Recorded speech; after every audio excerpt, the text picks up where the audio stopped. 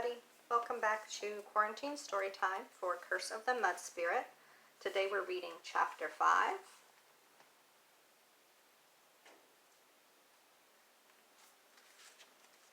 The next morning, the kitten and Thomas woke to find the basement even murkier and filled with more mud than the day before, so the kitten decided it was a good time to start using the laundry basket as a raft for himself. Deciding he was hungry, the kitten left to sneak upstairs to see what he could find to munch on. Thomas realized for the first time that he didn't really feel hungry at all. Theirs terrified him more than anything had yet. Even when they went to eat hamburgers, he didn't hunger for them. He just ate them because that's what he does when there are burgers around. He pondered this until the kitten returned with 2 links of sausage, coming from down the stairs, dragging it between his front legs.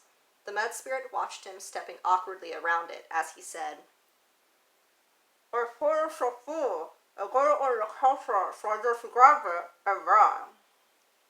"What?" asked Thomas, confused. The kitten dropped the sausage after jumping into the laundry basket and repeated himself more clearly this time.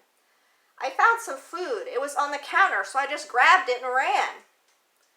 "Kitten, I don't feel hungry ever anymore," pondered Thomas in a sad way.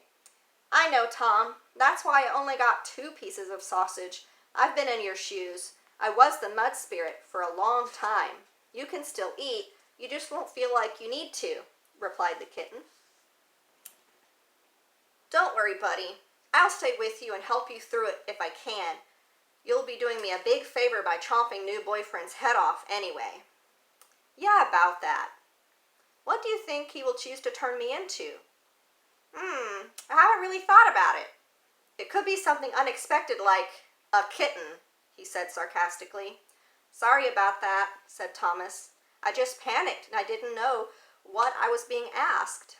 You should have expected it when you targeted a little kid to chomp the head off of." "Yeah, I suppose," the kitten sighed while starting to tear into one of the sausages. "It's okay. There are many other things you could have said that would have been much worse. I don't think I mind being a kitten. I'm pretty cute, I'm nice and a clean white, and from what just happened, I'm really good at stealing stuff.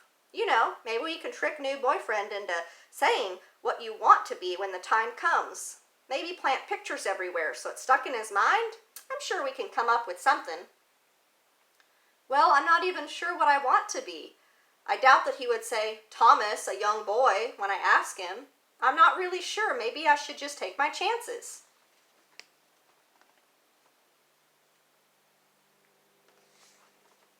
The kitten looked like he was thinking hard. He paddled across the basement, climbed the crates, and opened the window. Turning towards Thomas, he said, "Watch this. It will cheer you. Watch this. It will cheer you up." With that, he leapt out of the window, ran, and jumped onto the utility table. He looked around cautiously and started to dig with both front paws in the flower pot containing the bird of paradise. After the hole was sufficient, he pushed his rear end in to fit into it. And as it seems all cats have the ability to shove themselves into spaces far too small for their body size. The kitten's ears went back flat against his head, and his body shivered a little, as if pushing very, very hard. As quickly as it had started, he appeared happier than he ever had, and looked over to Thomas, peering from the window, and gave the best versions of a thumbs up that he could muster, without actually having thumbs. Hearing the front door open, the kitten's face quickly turned into fear as his mouth flew open and he dived from the table, running for the safety of the basement window. Making it just in time, the window swung shut behind him and Andy walked to the Z, ready to go to work for the day. The kitten smirked in success of tainting the bird of paradise which the new boyfriend seemed to so deeply care for. Andy, smiling over at the flower, got inside the car and drove away. Upon hearing Tammy, who didn't work at all but was supported by the income of her husband, called one of her gossiping friends on the telephone, our 2 heroes decided they needed to venture out of the basement for a while. Besides, the new boyfriend was their ultimate target, and if he wasn't there wasn't much point in staying and sitting around.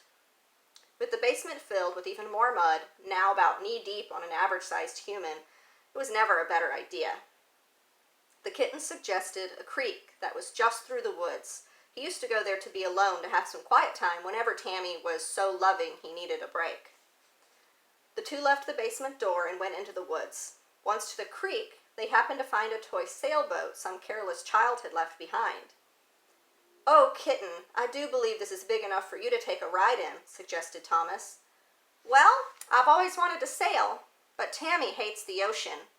"But you can't be a sailor without a sailor hat," said the kitten.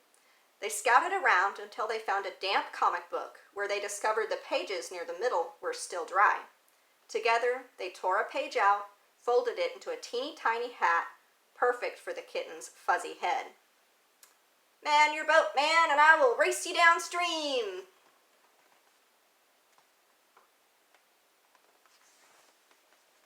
For the remainder of the day, the mud spirit and the kitten played with the sailboat, watched tadpoles in the water, sword fought with sticks, and many, many other fun activities.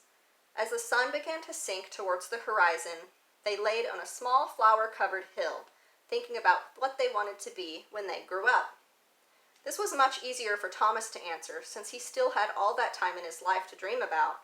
For Philip, however, that time had already come and passed, because the reality of his current predicament, and living as the mud spirit for so long, what he wanted to do with his life meant more to him than ever before, though. He wanted to live life to the fullest, have his true love back, fix up his old house, his garden, and live a happy life of leisure.